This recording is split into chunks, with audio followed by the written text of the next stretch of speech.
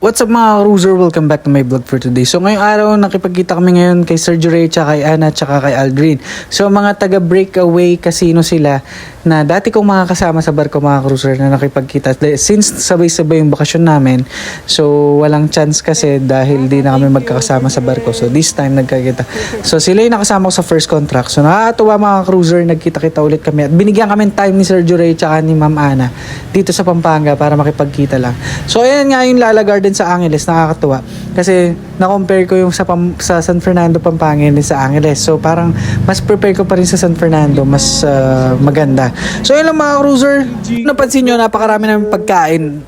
Sobrang daming in-order ni Ana. Tinreat niya kami. So salamat sa treat at sa time sa amin. So ayun nga, nakipagkita kami kay Sir Juray at kay Ana na friendly natin sa breakaway. Yung first contract ko, si Sir Juray ang manager ko at si Ana isa kasama namin na dealers. Mag-asawa sila.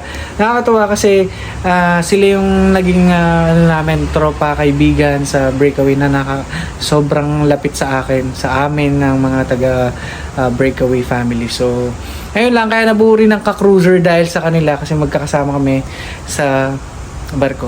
So yun lang mga cruiser, ciao for now. GG, thank you Boss Juray and Ma'am Ana. Si Aldrin din, shoutout sa'yo. GG, let's go!